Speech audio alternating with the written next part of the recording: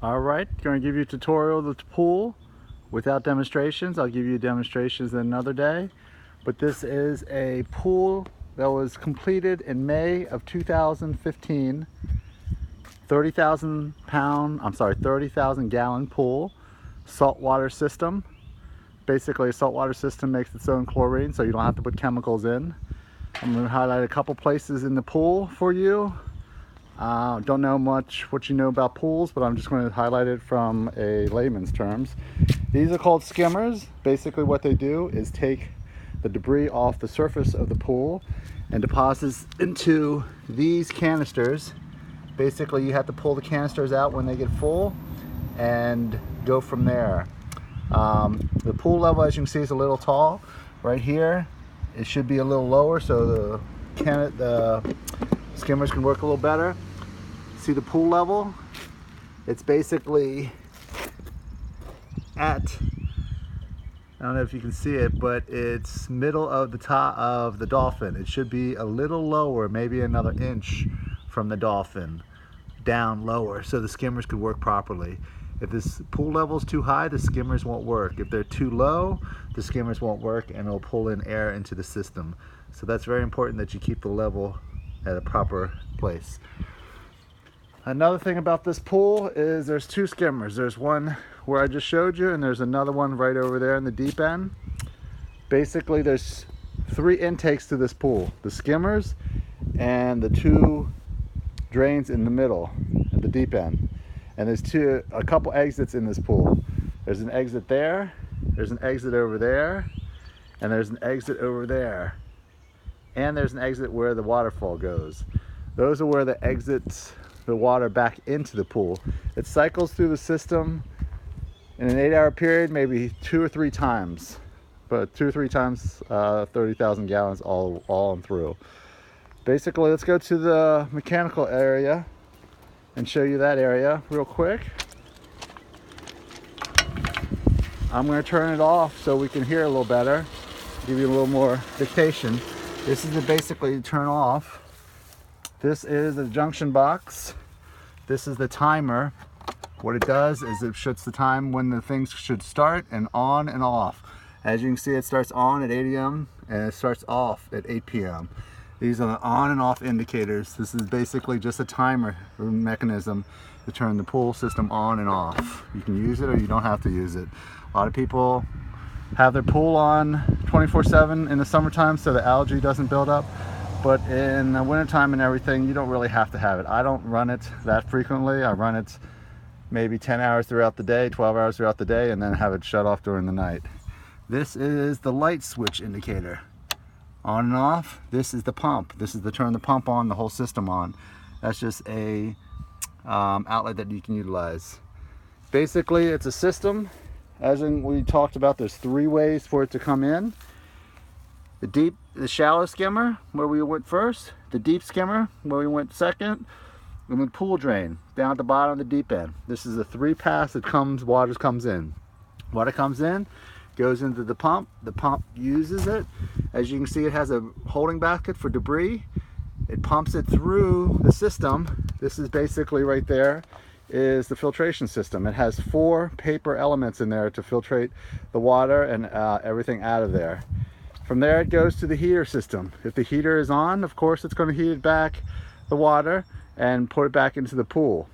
Once it goes through the heater system, it goes through the system, and this is the chlorinator. This item basically makes the chlorine for the pool. This is a very important item. What it does is it electrifies the salt in the system to produce chlorine naturally. I've never had any problems in terms of producing the chlorine, but this thing needs to be cleaned out periodically. You can get that done professionally, or you can do it yourself and how you do it on YouTube. I've only done it once, so it's not that hard. You just put it in a bath of vinegar and everything, and it cleans it all off. So basically it gets chlorinated, goes through here, and these are the exits. Talked about the 2 exits. The pool return, those 3 returns in the shallow end, 2 in the deep end, 1 in the shallow end, and it can go into the waterfall. As you see, this valve, see the off indicator? It shows it where it's going to be off. So if you put it like over here, it's going to be off until the pool return and the waterfall will be on. If you put it right here, both of them will be on, but when you do it that way, the waterfall or the pull return doesn't shoot out as powerful as it needs to. So I always, if there's a party, usually I put it on the waterfall on, and then if I just normal operations, I just put it on the pull return. Back to the valves for the beginning. What I do is try to keep the shallow skimmer on. As you can see, it's the same indicator. It's off and on. I always keep it on the on portion. This is basically on, okay? And it gets the shallow water in. If you wanted the deep skimmer, I usually turn off because I only usually need one skimmer at a time, but I usually keep that one off.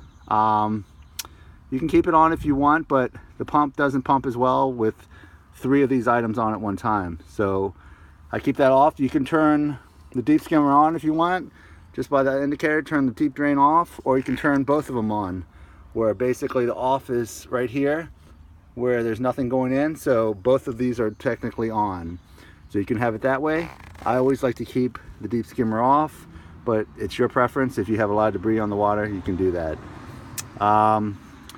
As you indicated, this is going to turn it on, turns the pump on, runs it through the system. I do have Polaris on. Polaris is a system that cleans the pool, the bottom of the pool. It's a great system. For the Polaris to work, it has a lever here as well. This lever, when the Polaris is off, what we do is turn it on like that, okay? And then the whole system is on, but Polaris is off. When Polaris is attached, what you do is put it like halfway. Look at this indicator. When it's in the green, that's where Polaris needs to be in terms of valve to have Polaris working properly. As you can see, I just put it in the green by turning the valve about a quarter way closed, and then Polaris works properly. This is a filter for Polaris. Basically what you want to do is keep an eye on this and clean this out periodically. It shows them how to unlock it from the bottom with a screwdriver. You're going to need to do that after it's been running for a while, because the suction and the pressure in there keeps the thing on pretty tight, and you're going to need the tool to turn it off. I'll show you in another tutorial how to clean out this, how to clean out this, and how to clean out a couple other things, but I need someone to help me in terms of video it. This is the off and on for the gas. This is on for the gas for the heater. I like to keep this area pretty clean of weeds and everything.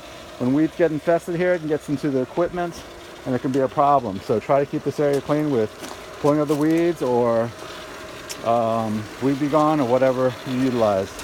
This is the back of the pump, of course.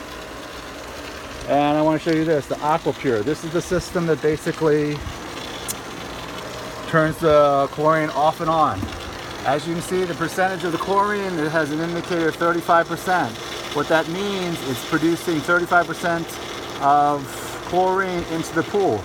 If you want to increase it, you increase it by pressing this. You can put it at 40%, whatever. The higher it is, the more chlorine it's going to produce. Usually in the summertime, you want it at a higher percentage.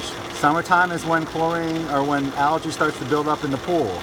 So usually in the summer, I keep it at about 65, 70. And in the winter, like right now in May, when it's not so cold, well, not so hot, and not producing as much algae, I keep it pretty much there. So this is basically it. And it's just saying that basically we just need to clean the indicator, I think. Fahrenheit is 60 degrees. The salt, 2% salinity, that's a good level. 1.9, 2%, that's good. And it says it's on. So the flow is good, reverse flow. We're not doing that because we're not cleaning it or anything. And basically you can boost it. Boost it is basically boosting, like having extra chlorine in the pool, like after a party or something.